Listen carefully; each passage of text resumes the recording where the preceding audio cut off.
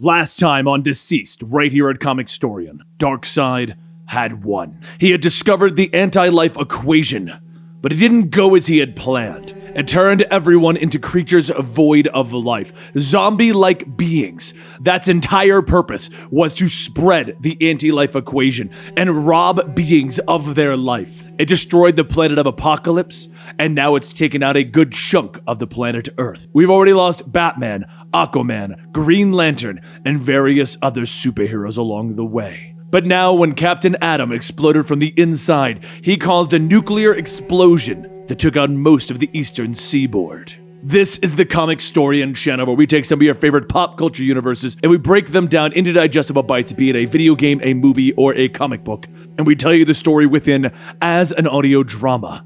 And today, we bring you DCeased 5. Superman and Wonder Woman float over the remains of Washington, D.C., the city scorched, the smoking landscape below them. Metropolis. Superman whispers and the two take off at top speed. The city passes beneath them, destroyed by the dying blast of Captain Atom. When they arrive in the city, though, they find the remains of the Daily Planet, floating in a bright green ball. Clark reaches out, and within the orb, Lois presses her hand against her husband's. Suddenly, from below, a voice calls out, reaching Superman's ears. "Superman!" Lex calls. The Man of Steel floats down to his greatest enemy. His eyes burning with anger. "Lex, by Rao, if you so much as..." He snarls, but Lex holds up his hands, offering a truce with his former enemy. "I'm not here to..." Lex begins, but he can't finish as he falls to his knees. "Look what happened to our city." Tears in his eyes. Days pass and the heroes work to stop the spread, with Flash taking out the internet, speeding around the globe, destroying all of the servers. In space, Diana works to take out every major broadcasting device, her sword destroying the floating satellites. Next, she heads to Themyscira, where she convinces her mother to open up the island to the survivors of the world. "We're supposed to be their protectors. It is time that we offered protection here," she tells them. With her agreement, Superman, Wonder Woman, and Mara use their powers to lift more of the sea floor, creating more landmass on Amazon Island. In Gotham, the jungle grew around the city, walling it off against the infection. Dinah, Damian, and Oliver arrive, hoping to convince Poison Ivy to accept more refugees in her jungle safe haven. "Let me do the talking," Damian tells him, clad in his bat suit. "Are you sure you're not exactly a people person?" Oliver asks. Ivy's not exactly people. Suddenly there's a roar behind them, and the creature that was once Killer Croc leaps from the bushes. Arrows and batarangs fly, but it is the vines that pierce his flesh, which finally end the monster. The vines then circle the heroes, but Damian orders his friends not to hurt the plants. "Good call, Batboy." Harley smiles as the gate opens to reveal her and Poison Ivy. "Why are you here? Why is Robin dressed as a tiny Batman?" Ivy asks, pulling Damian closer. "Batman's gone," he tells her. The two villains look surprised, and even Ivy turns a sad eye to the boy. "I'm sorry," she tells him. Once they are freed, Damian asks the villain that they be allowed to bring the survivors to her jungle to be protected from the plague. Harley smiles, admitting that she has been trying to convince Ivy to do just that, but Poison Ivy crosses her arms, sighing. There will be rules. Elsewhere, Cyborg and Luthor were able to set up closed communications, setting the Fortress of Solitude as a new information hub, and the remaining heroes of Earth gather there. "This is quite impressive, Victor," Luthor admits. "Why have we never worked together before? You kept trying to kill me and my friends," Cyborg tells him. "Sure, but in my defense, that was before I realized you could be useful." Green Arrow joins the duo, asking what they are working on as Cyborg leans over his blueprints. The two look up, telling him that they are plans for arcs. Each arc can hold 7 million people, Lex tells Superman as the hero joins them. But Superman just looks at him sternly. "We're not leaving." "Superman, I am the most intelligent person on the planet." Lex suddenly stops and looks over his shoulder at Cyborg. "Wait, Batman is dead, yes?" "Yes," Cyborg nods. "Right, then I am the most intelligent person on the planet, and I'm telling you, the world is over. If the human race is going to survive, we have to leave the Earth." Anger fills Superman's voice, and he tells him, "We are not leaving the Earth if we can help it." Lex suddenly smiles, realizing what this means. "Losing 2 homeworlds in one lifetime, how careless." But Lois is there, her fist cracking the villain across the jaw. "Open your mouth against my husband again and I will smash it closed. Understood?" She stomps away, turning to see John and Damien smiling at her. Violence is not the answer, John, she tells him, and the boy of steel looks at his friend and he smiles. Looked like a pretty good answer to me.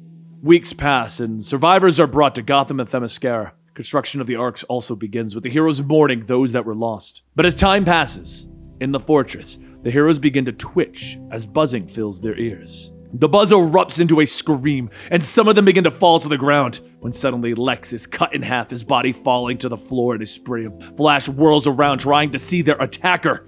Martian Manhunter suddenly appears, slashing him across the back, drawing blood. Quickly, the heroes try to defend themselves, but it is Firestorm whose voice can be heard. Move! He orders as the flames around him flare up, and the blast shoots across the room, cutting through the Manhunter. The monster dies melting in an amorphous pile, but Wally suddenly turns. Barry, where did Barry go? Where is the Flash? Superman looks outward, using his supervision. He's running, he tells him, and Wally nods, preparing to sprint after him, but Clark stops him, turning with a look of determination in his eyes. I'll go. Do you think you can even catch him? Oliver asks. No. The Flash, now infected, is running through the world at super speed, infecting those that have managed to survive. In orbit, Superman looks down at the world below still, despite the death and destruction that now spreads across it. He asks over the comms. He is.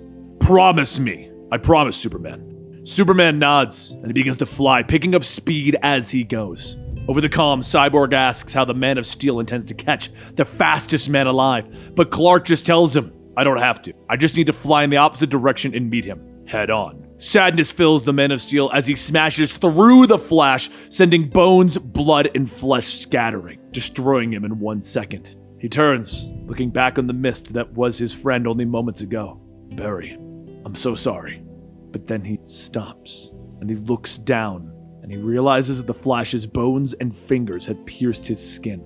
Even now, the Man of Steel, our one beacon of hope, can feel the infection taking over. He moves fast, crossing the world in seconds, returning to the fortress, and he stops, telling Wally that he's sorry for what happened to Barry. He asks him if he can connect him to the Speed Force.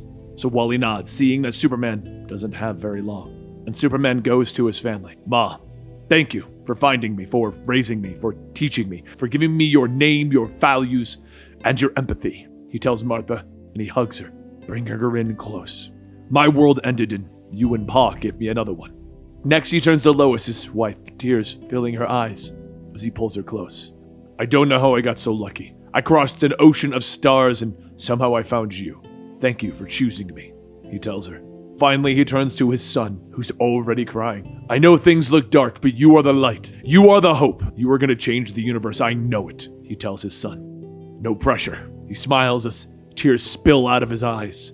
I've seen so much of the universe, and you're the best thing in it, John. With those final words, Superman rockets out of the fortress and into space, and as he clears the atmosphere, he looks into the cold void of space and suddenly stops. His eyes go wide. He took too long. The blight suddenly takes him, and he roars in anger in space, and suddenly his eyes burn with heat, and he turns back to the Earth. No longer our beacon of hope, but now the beacon of our nightmares. And that concludes DCeased number 5. Just when you thought it couldn't get any worse, my dear viewers, it gets worse. Much, much worse. And if you want to see the conclusion to this storyline, as there's only one issue left and it is coming out very soon, subscribe to this channel. And don't forget to give this video a like and let me know in the comments down below the most horrifying part of this story so far. What part keeps you up at night when you think about it? You can get early access to this video and many others over at our Patreon and our YouTube membership. So consider that if you want to show more support than just watching the video. But do not worry. Just watching this video is incredible and we appreciate each and every one of you. You are the ones that make this channel possible and we thank you for it. Now, it is time for you to go and ponder what it would mean when your hope is gone. What would happen to your world if the one thing that is your driving light, your driving force, just turned against you one day?